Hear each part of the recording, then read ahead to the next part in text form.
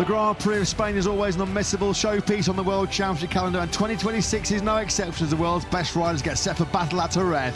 On the calendar since 1987, fans have been trackside since the early hours, creating an atmosphere that sends a shiver down your spine. A fantastic round 4 lies in store. It's time to race in MotoGP.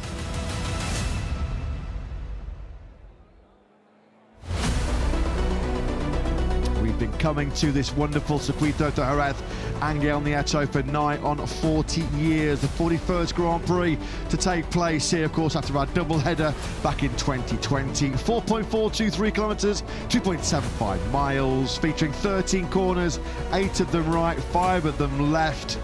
Named after Spanish icons like Cito Pons, Jorge Lorenzo, Dani Pedrosa, Ángel Nieto, Jorge Martinez Aspar, and of course Alex Cribillé, Spain's first ever MotoGP world champion.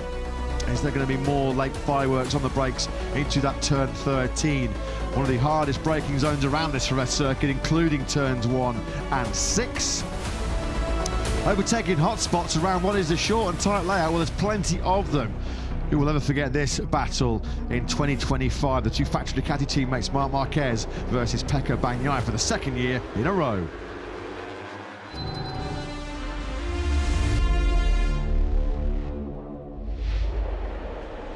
Well, the 12-lap Tissot sprint here in Jerez yesterday started dry, and then it became wet and wild as chaos ensued over at the 12 laps. A disastrous start for world champion Marco Bezzecchi after he clipped a tear off the line as the cloud cover started to envelop Jerez and the spots of rain started to fall. Marc Marquez crashing out at turn 13. That gave him the chance to immediately come back into pit lane and switch over to his rain bike, which proved ultimately so decisive and so crucial. Alex Marquez crashing out the lead on slicks in what was the best ever sprint surely we have ever seen. 12 laps full of a season's worth of drama. The first ever flag-to-flag Tissot sprint, eventually won by Marc Marquez. Today, though, is the day that the Spanish crowd have all been waiting for. It's one of the days that we most look forward to on the entire 22-round MotoGP World Championship calendar, because there's been a crescendo of noise. The fanatical, the fervent Spanish fans, well, these are pictures from 6:50 a.m. this morning. But to get a vantage point on those famous Jerez hillsides, you had to be there much earlier. Either an early start or no sleep at all for the Spanish fans, because this is Jerez. This is the one and only Jerez, the one and only Spanish Grand Prix, which is coming your way in just over 40 minutes' time. That is one of the great shots of the season, a shot which you never get tired of witnessing, and we have a capacity, a nigh on sell-out crowd here, basking in some glorious Spanish sunshine as they are hoping that Marc Marquez can complete a dream double here in front of a crowd which is probably going to exceed or be close to 100,000. Brilliant support, as always, for the MotoGP field.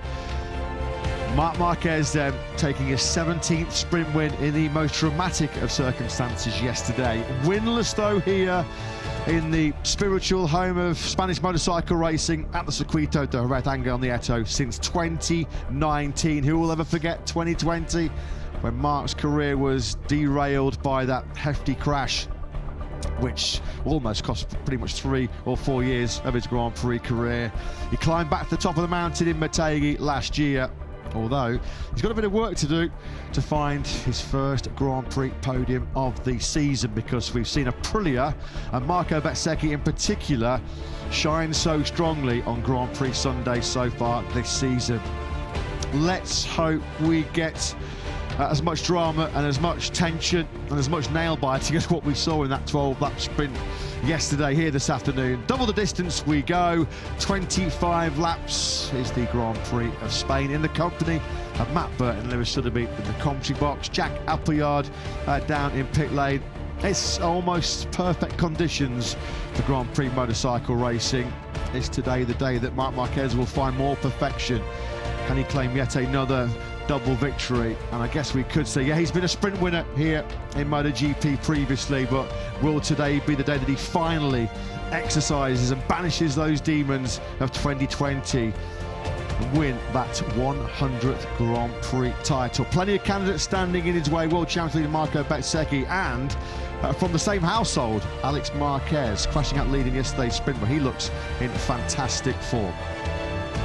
Yeah, really looking forward to this one. It's the home Grand Prix of Alex Marquez, and little did we know how big a role that tear-off would play in the action yesterday. Perfect conditions, as you said, for today's Spanish Grand Prix. Anything but in the sprint yesterday.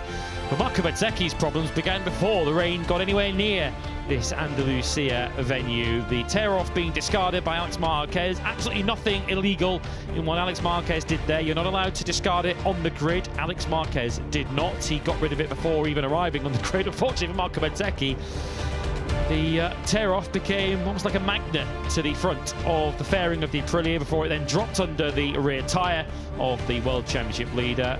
Blissfully unaware at this point that when he's about to spin up the rear tyre, he's going to leave a big black line and spit Alex Marquez's tear-off up into the air, and Marco Bezzecchi's sprint didn't ever really recover from that. No, 3 DNFs, 3 crashes now in the first 4 sprints of 2026 for Marco Bezzecchi. So he has been suffering on Saturdays, not so much on Sundays. Let's get the thoughts of the Aprilia crew after this pre-sprint drama.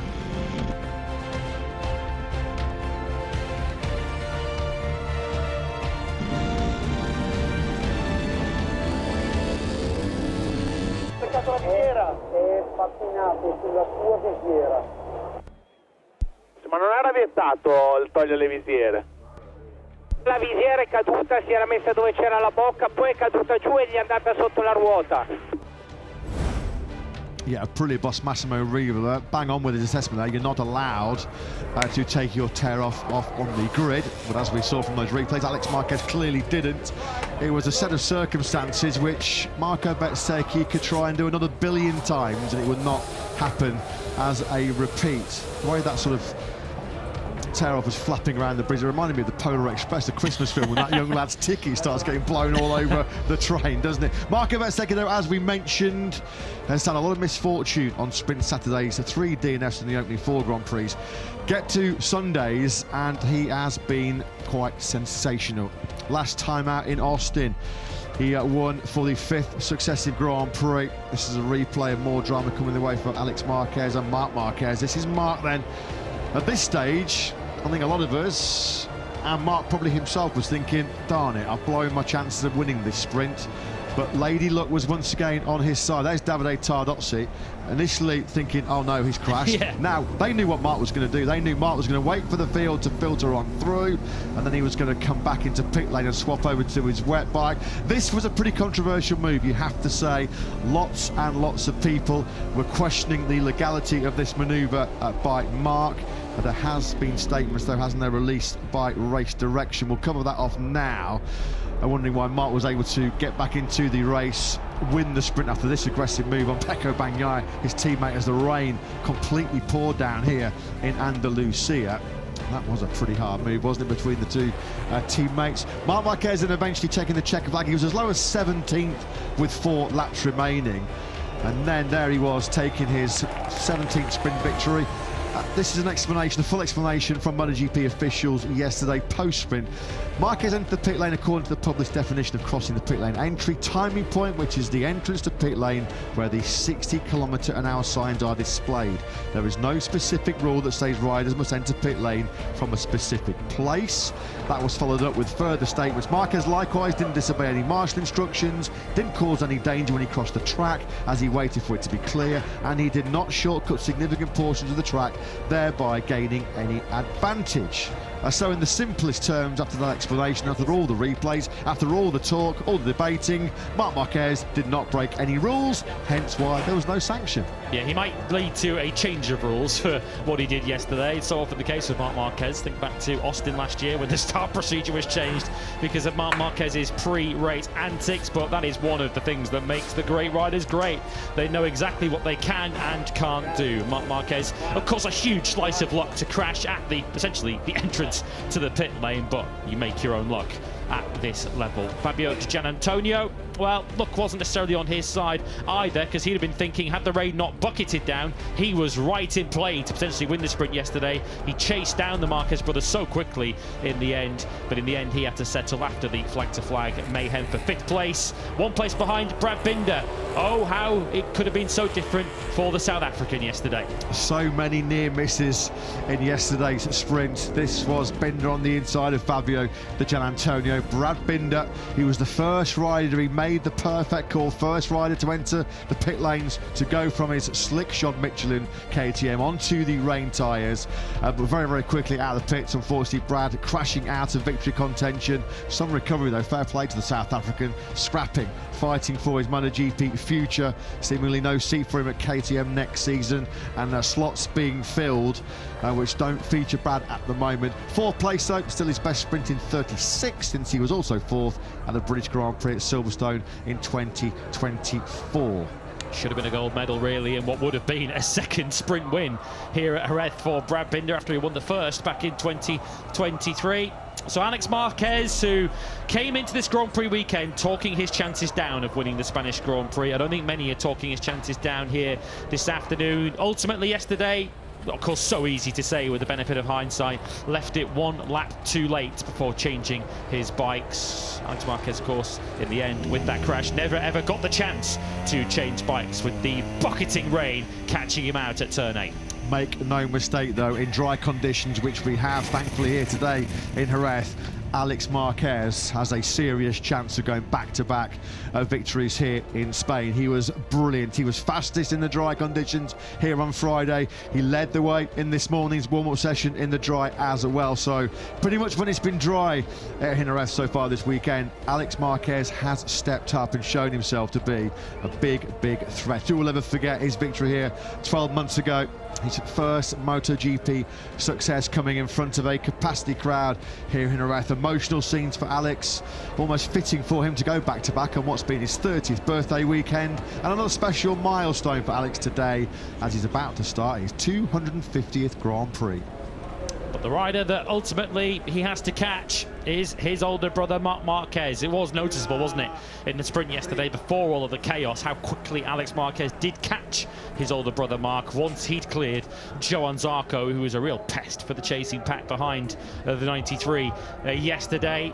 So Marc Marquez knows full well that for of all the many victories he's taken, 99 of them across his entire Grand Prix career in all classes, his road to a 100th today is far from a straightforward one.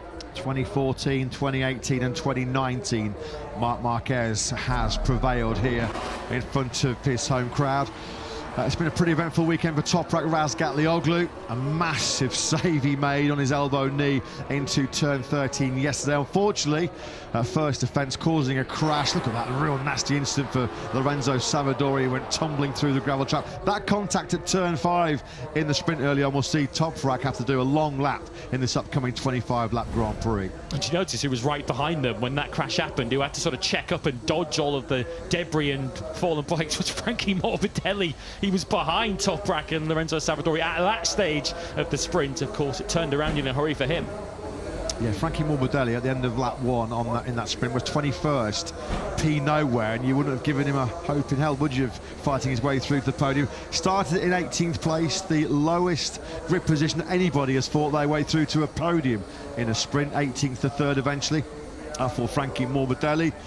Well, there was a lot of misfortune, a lot of bad luck, I think it's fair to say. As much good luck that Marc Marquez had in crashing out at turn 13 and being able to come immediately into pit lane. All the rotten luck went the way of Aprilia. Marco Bezzecchi's pre-sprint drama with the tear-off falling under his rear tyre, the big wheel spin as he launched away. And then there was braking drama. We saw it in commentary yesterday, the big glowing orange front brake disc for Jorge Martin. No technical issue diagnosed by Aprilia.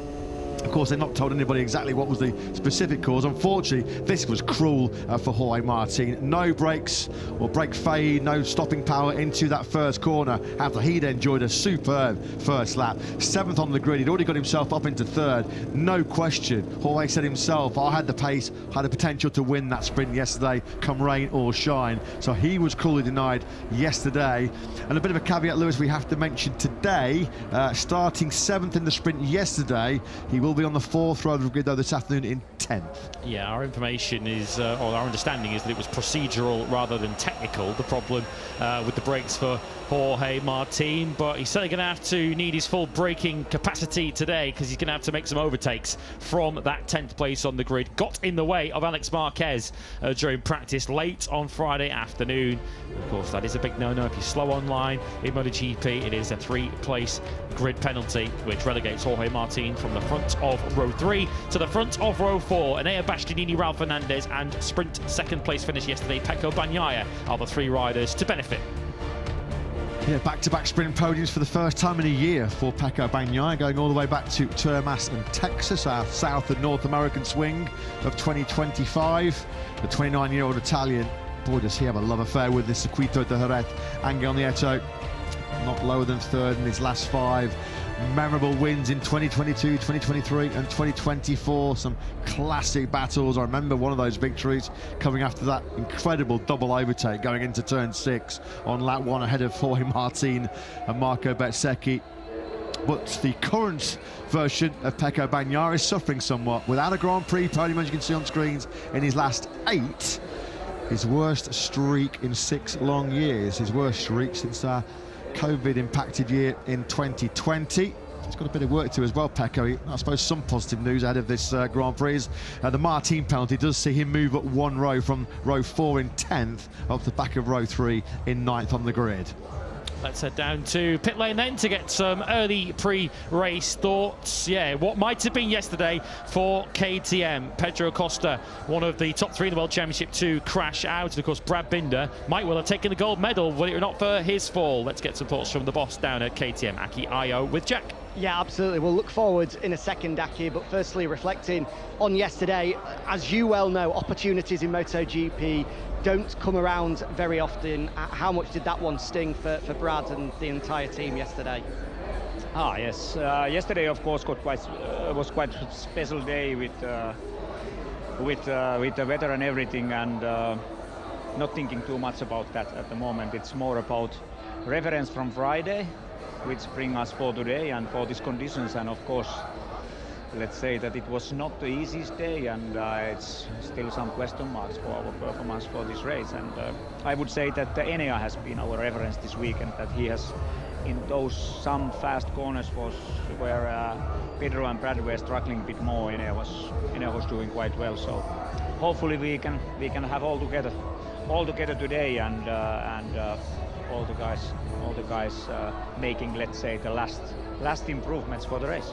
As you say, Friday was a difficult day for Pedro and for Brad, but in those opening dry laps yesterday, I think it was clear that a step had been made. Obviously, we're held up by Johan, but it was obvious that things were a little bit better than what it seemed on Friday. Yeah, yesterday, okay, in the dry laps, let's say that there was some step ahead for sure, but I feel not enough. So it's a little bit question mark still how we can finalize everything. But okay, in warm-up we were trying something, better or not, but at least maybe a little bit more clear direction for the final things, and also for the advice for riding, let's say, and everything. So maybe not enough laps to do really something perfect, but maximum out today.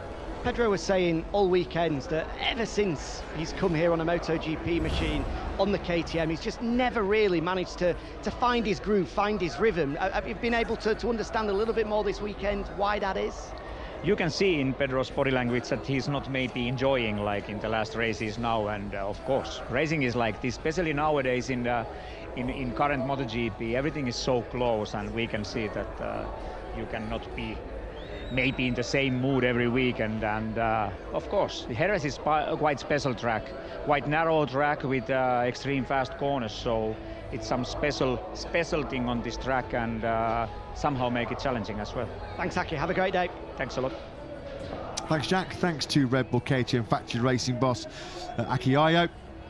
The FIFA World Cup coming up in the summer. Penalties galore as well to cover off in this Grand Prix of Spain. We just saw there on screens. We know Jorge Martin got a grid penalty. We know Toprak Razgatlioglu has a long lap 2 visits though looming in the long lap for factory Honda rider Juan Mir, Lewis, as we saw on screens there yesterday.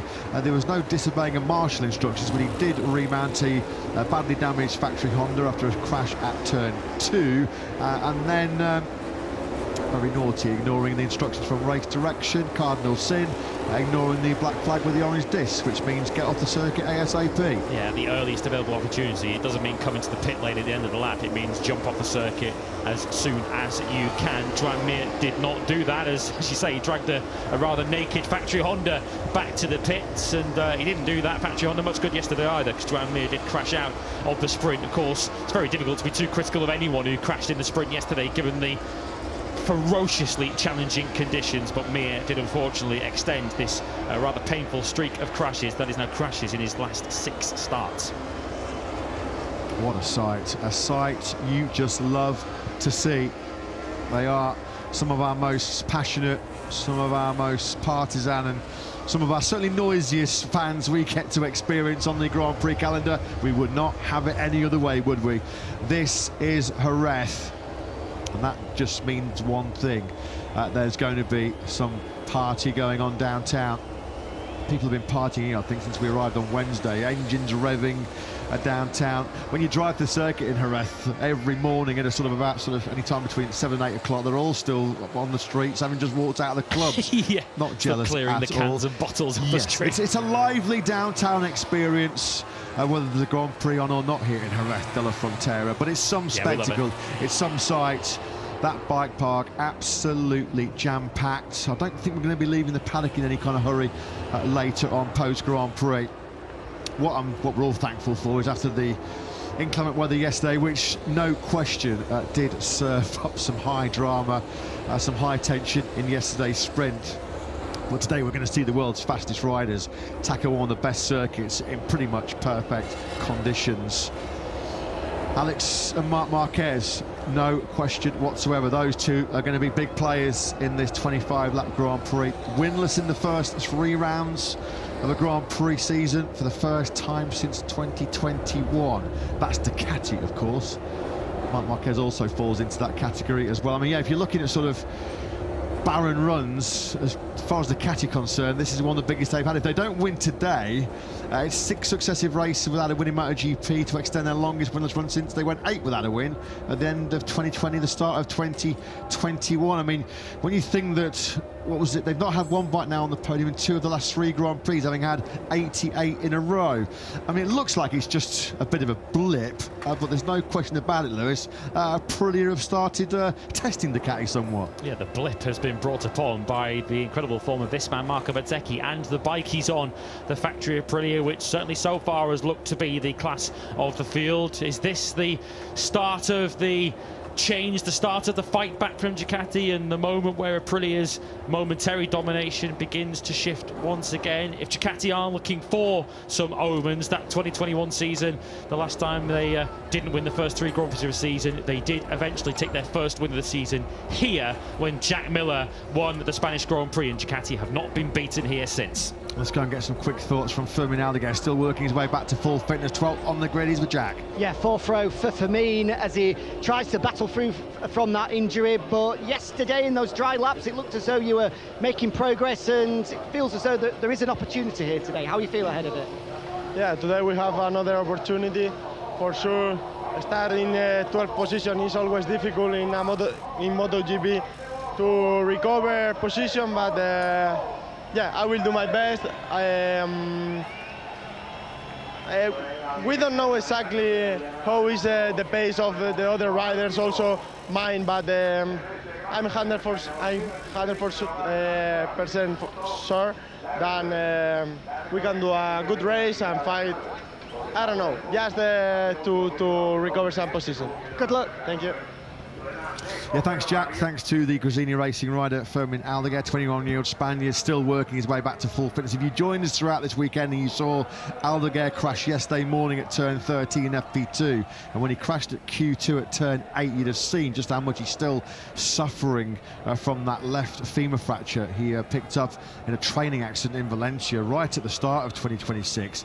Still with a very pronounced limp is Aldeguer. So full respect to the fact that Fermin is actually out there and fighting close to the top 6 as he is. Let's take a look at the grid then. It's Marc Marquez, Johan Zarco and Fabio Di Gianantonio on the front row of the grid after a wet qualifying yesterday, medium front, medium rear for each of the front row starters. Marco Bezzecchi, the points leader, 4th, ahead of Alex Marquez and Pedro Acosta. Enea Bastianini, Ralph Fernandez and Pecco Bagnaia promoted up a place by a penalty for Jorge Martin, which drops him down to 10th. Ayagura starts 11th, ahead of Fermin Aldeguer, who we just heard from. Brad Binder 13th, ahead of Juan Mir and Luca Marini. Reminder, Mir has 2 long lap penalties to serve. Augusto Fernandez is the first Yamaha on the grid in 16th, ahead of Fabio Quartararo, 5 times a pole sitter here, and Frankie Morbidelli in 18th. Toprak, Lorenzo Savadori and Alex Rins complete the 7th row of the grid, ahead of Jack Miller and Diogo Moreira, who both crashed in qualifying 1, and it would certainly appear from the initial information that every rider is going medium front, medium rear Michelin. It's a very busy grid, certainly the front top. We're just looking at our commentary box position here, which is about halfway down the main straight. It's heaving down there on the first couple of rows. They're all trying to catch a glimpse of Spanish motorsport royalty, aren't they, with Marc Marquez on pole position for the 75th time in his MotoGP career. 3rd time he's been on pole in the Premier Class here in Jerez, 2014, and most recently in 2024 when he took his first Ducati pole position. Then, of course, on that occasion, he was riding for the Gresini Ducati squad. The orchestra getting prepped and ready for the Spanish national anthem, which we'll hear very, very shortly. Front row of the grid, then his first front row in 15 rounds since the Sachsenring in Germany last year for LCR Honda rider Johan Zarco. Vast experience, that coming to the fore in those damp conditions in Q2 yesterday. Just talking to our Dutch TV colleagues. What do we think, Lewis? How long can he hang in there? He felt more confident today with the medium rear tyre than his potential on the soft when dry in yesterday's sprint. I mean, regardless of where he finishes, because of the fact he's on the front row grid, he's got a big part to play in this Grand Prix. Yeah, I think he could potentially aim for a top 6 from there, can Johan Zarco, but we got a bit of a window in the sprint yesterday, didn't we, as to what kind of role Johan Zarco can play, because it took, in particular, Fabio Di Gianantonio a long time to clear him.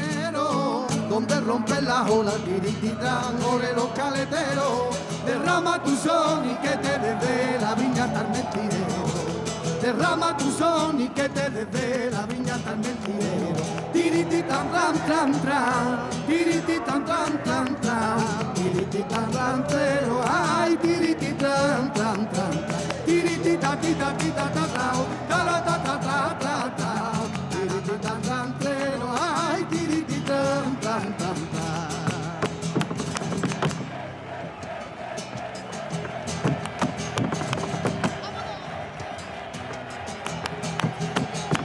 Well, in this part of southwest Spain, this region of Andalusia is world-renowned for sherry, for equestrian, and in particular for flamenco, as we're getting a great demonstration of at the front of the grid right now. Let's go down, though, back onto the grid and get some thoughts from Tech 3 KTM boss Nico Goyon, who joins Jack. Yeah, myself and Nico, we're not dancing away just yet, despite enjoying the music, but I feel like you could be in about 45 minutes' time, because Enea Aki has just told me has been the leading light for KTM, which hasn't always been the case in his time with the Orange Factory. So a real strong weekend. He must be pretty confident for his chances here.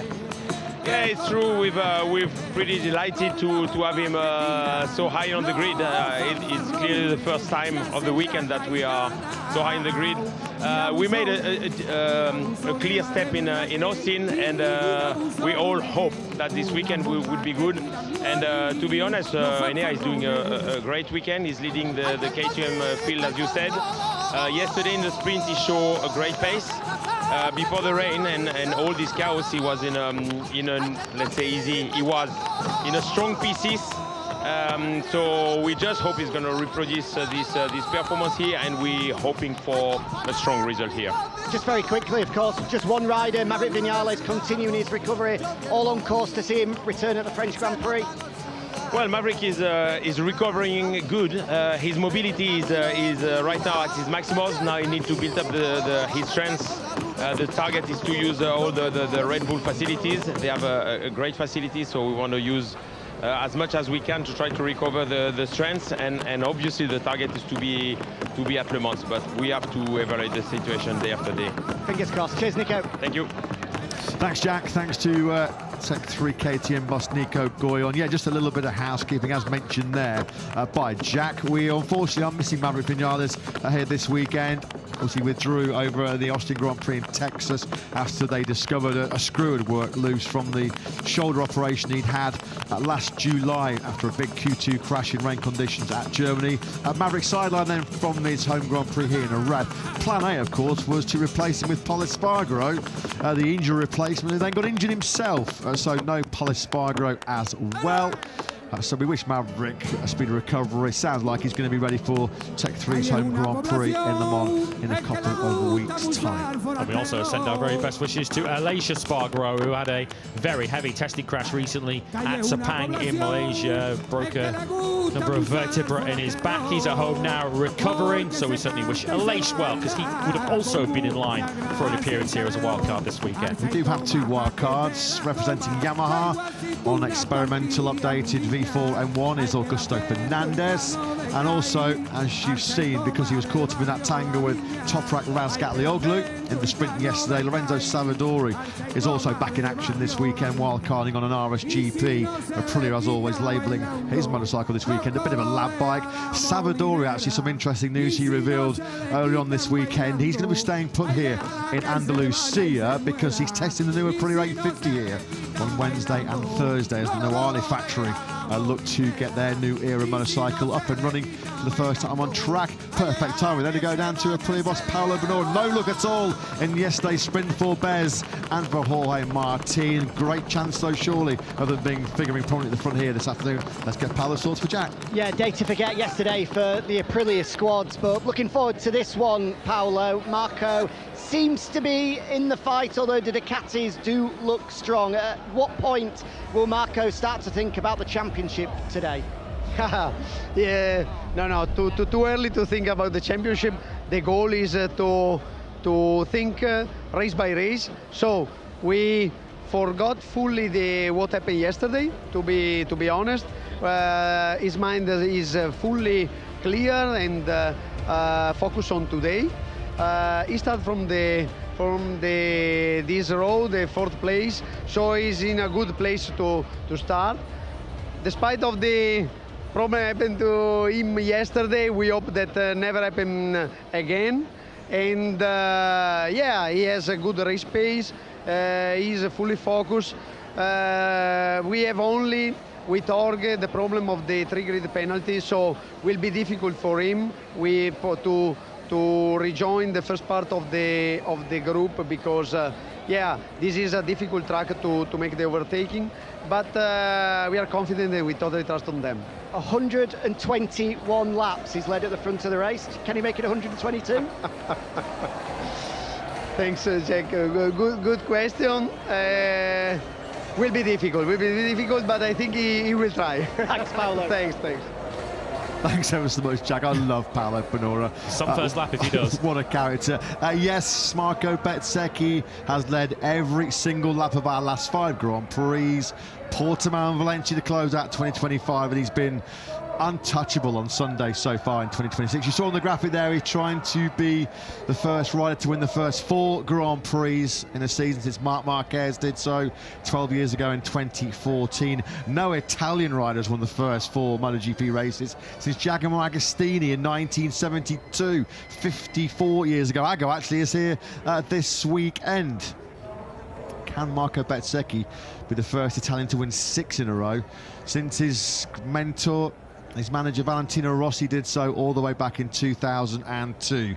He's already been breaking records galore so far this season in 2026 as Marco Bezzecchi. Keep an eye on him then, flying away from 4th, and you do know he'll be checking to make sure that there's no errant tear-offs anywhere near him as he comes to the line. Yes, wouldn't be surprised if he gets off the bike when he pulls onto the grid just to have a good look underneath it. He's the 10th different rider, Marco Bezzecchi, and it's the 17th separate occasion in the history of the MotoGP World Championship that a rider has won the first 3 Grand Prix of the season. Only once before has that rider not won the championship. That was McDoohan when he broke his leg back in 1992. Well, Massimo Riva has said post-Austin, Marco Bezzecchi clearly the Sunday man of MotoGP right now. If he can figure Saturdays out, he said it would be crazy. Unfortunately, yesterday in the sprint, Marco Bezzecchi suffering a 3rd DNF in the short format in the first 4 Grand Prix. 75 points have been fought for so far this season on Sundays, and Bez has taken the lot. This is for the factory Ducati team. No pressure on Marc Marquez or Pecco Bagnaia at all. They've not gone 8 GP races without a ride on the podium. Or they have gone 8 races without a podium. That is the longest podiumless run for the factory Ducati team since a run of 24 Grand Prix, from Aragon 2021 to Qatar 2014. Yeah, over to you, Mark and Pecco. Yeah, and that was a very, very different Ducati factory team we were talking about in terms of the technical stage that they were at. That was in the very early years, wasn't it? The very infancy of the Gigi Dall'Igna Ducati era. But they've certainly created a dynasty since then. But our Aprilia now set to challenge it. Yeah, we're going to pause then now for the Spanish national anthem.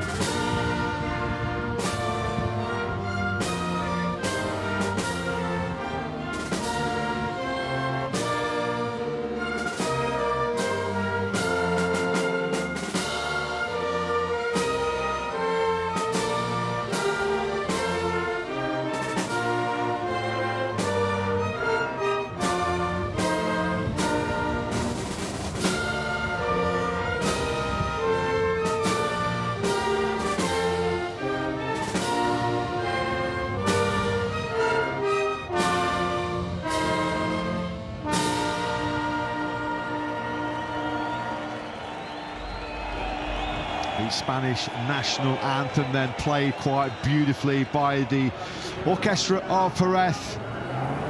We get the special helicopter view as well over this magnificent Jerez venue in front of what's going to be a crowd of 97,000 fans.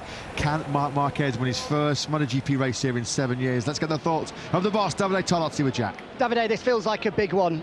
Marc, from pole position, given the start to the season that he's had, how much does he need to make a statement today? Yeah, more than a statement, he needs to collect points, possibly in front of Aprilia's, but I guess that there are at least 5 riders that can fight for the podium. You know, Alex, it seems this is the fastest one, but the 2 Aprilia's too. So we'll see. As usual, we have to wait a bit to understand what is going to be the end of the race, at least till mid-race. Thanks, Davide. Good luck. Thank you. Thanks, Jack. Thanks to factory Ducati boss Davide Tardozzi. Hard to believe, isn't it, the way he started 2025 as a factory Ducati rider, that Marc Marquez comes into this 4th Grand Prix of the season still winless in the opening 3 rounds. The tyre issue that he had put him out of contention in Thailand, 4th over the line in Goiânia after a late big battle with Fabio Di Gianantonio, and then 5th over the line in America. A tough weekend in Austin for Marc after he had that big practice crash there on Friday. He's still got some very obvious battle scars from Austin. Obviously a real severe puncture wound that Marc experienced in that crash at turn 10 in Texas. Some pre-race words of encouragement and support for Jorge Martin from his better half. Of course, he has 3 extra riders ahead of him for this Spanish Grand Prix, as we've covered already in the broadcast. A grid penalty picked up on Friday afternoon drops him back to 10th. Pedro Acosta back of the second row after a non-scorer in the sprint yesterday. Can he once again put that KTM in amongst the Italian motorcycles on the front couple of rows? Yeah, this is Jorge Martin's 11th Grand Prix appearance across all classes in Grand Prix racing. He's only ever had one podium in Moto 2. Now then, Alex Marquez has looked in phenomenal form all weekend in dry conditions. Unlucky to crash out of the lead in yesterday's sprint. Can he bounce back and make it back-to-back wins here in Jerez? Let's get the thoughts of the boss, Michele Massini, with Jack. Michele, Davide has just said Alex is the favourite. Mark told us yesterday that Alex is the favourite. How much does this race come down to the opening lap? For sure, Mark is the favourite, no? I have to say. You think? No, I think that we have a good opportunity today to try to manage and maybe arrive in front of this in this race. I think for sure we need a redemption after yesterday. We learned the lesson, and I think that also today in the warm-up we was really faster. We have the pace, but it's always tricky. We need to see after 2 laps where we are, and of course we have the speed to try to win again this race. Good luck. Thank you. Marc Marquez is the favourite. Well, I'm not sure I believe him either, thanks to Jack for the interview down there. Michele Massini perhaps trying to take some of the pressure off his lead rider, Alex Marquez. Certainly the pace of Friday, and to be fair, I'd say the pace before it rained in the sprint would indicate that the fastest rider out there is Alex Marquez. The rider, as we touched upon earlier, who might hold the key to the Spanish Grand Prix is this man, Johann Zarco on the LCR Honda, who starts from second place on the grid. Unlikely that he's going to have the pace to challenge for victory here this afternoon, but could he play a major role in who ultimately does win it? We saw yesterday in the sprint how long it took Fabio Di Giannantonio here on screen to clear Johann Zarco. Alex Marquez was a second behind his older brother by the time he cleared the Frenchman. I think we're going to see plenty of aggression from those starting 3rd, 4th, 5th and 6th on the opening lap. A lot of people fancying Fabio Di Giannantonio to pose a real strong threat for what will be just his 2nd ever MotoGP success. His 1 and only victory in Moto 2 came right here in Jerez back in the day. We saw Pedro Acosta getting some late instructions from his crew chief Paul Trevathan. Is an elusive first MotoGP victory going to come the way of the home crowd hero Pecco Bagnaia? Well, he's won for fun previously here around this Circuito de Jerez angle on the Eto. What a difference a year makes. In the 2025 edition of the Spanish Grand Prix, Fabio Quartararo was starting this Grand Prix from pole position, and he led the way and eventually finished 2nd to Alex Marquez. The tale of the tape, very, very different. Fast forward in 12 months into 2026 for the Frenchman. Confirmation from Michelin. Every rider in the field starts on the medium front, medium rear Michelins, and from what we've seen so far in 2026, you have to pose the question, does that just tip the scales ever so slightly back towards Aprilia? How far have Yamaha and Quartararo fallen? Well, from pole position to 17th on the grid in this Grand Prix. His worst qualifying in nearly 30 rounds since Phillip Island in 2024. Is today Digia's day? Is he going to win for the first time on the VR46 Ducati? He goes from the front row of the grid. 3 successive front rows this year for Di Giannantonio. Johann Zarco on the LCR Honda. He goes on the front row for the first time in almost a year. His last was at the Sachsenring in Germany, but it's all eyes. Nearly 100,000 Spanish fans have turned up to witness a great race, and they've turned up for one thing, a great race that they hope Marc Marquez will be the victor in. He fires away from pole position here, the 93, the world champion in Jerez.